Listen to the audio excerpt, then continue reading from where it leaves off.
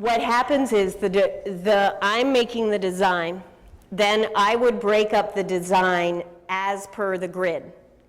So there would be a 4 by 6 foot section of the design that I would put into a slide. We then project the slide, and the lead artists would trace the slide and sort of transform that into the paint by numbers. And then when we have the sheets in the paint by numbers, we're mixing like the 13 values of flesh go with number 1 through 13. On the sheets of acrylic, so it's basically a big acrylic system. With a sheet of acrylic, you roll the back of it with acrylic, you squeegee it out, so it's one big plastic coat that kind of sucks itself to the wall. So it's sort of a wallpaper thing without the glue. It's an all paint acrylic system. You have to put some kind of fixative on the outside to protect it. It's all plastic by the time you get done. Did anybody notice some of the seams and stuff today where the cloth was? No.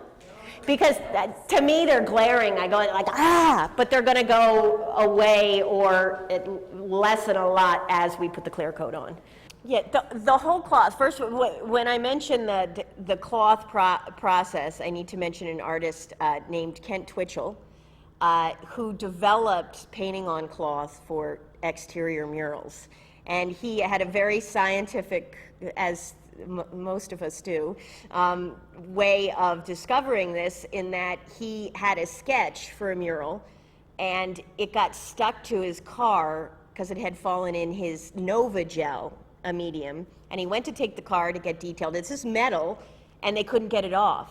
And he thought, well, heck, if this is sticking to metal and they can't pull it off with chemicals, I'm thinking it's going to be good on a porous wall. So he began by actually putting up his sketches with this material so that he didn't have to he could do his sketches in the studio, that he had more control over his image. And then he went to actually painting it on parachutes, because he noticed that parachutes didn't have a diagonal pull to the fabric. And then he found a medium, which is non-woven medium, which is what I use. It's a cloth that basically is, you could say, it's like a shirt batting. You'd say it's a very thin sheet of paint. And it is put up with acrylic gel. So that this whole process where it sounds like, oh my God, you've got glues, you've got nothing like that. It's all just a layer of plastic that sucks right to the wall. Now, when I saw he did a mural where I was based in Philadelphia, and I saw this technique, and I really wanted to learn it, and he was generous with sharing some of his information. But then I thought one of the problems when you're working with communities is people can't, if people want to participate in the actual process of creating the work, they physically can't get on the scaffolding. It's not a safe thing if you're not trained. And I thought this cloth could be very good for this type of approach. And I also tend to have a detailed approach to paints.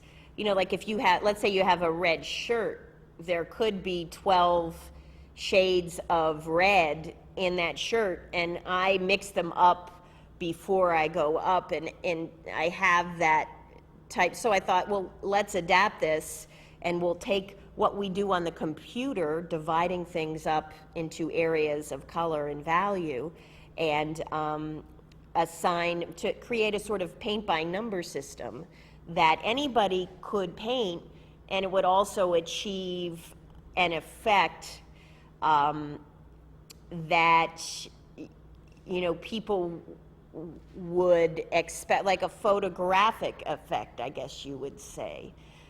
I sort of adapted it to the community, to enabling it to work within communities, and now it's done, I'd say, all over. It's standard. They have it. Philadelphia, they have a huge program where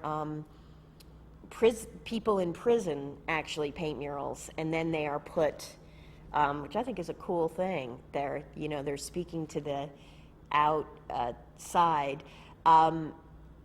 But when I developed the sort of paint by numbers technique, I thought, like, here I am, an artist.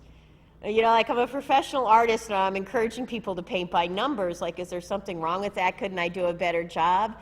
And then I was so touched at the people who came and who maybe hadn't painted in 25 years, or like always wanted to make something but were scared to death because they felt they had no skill.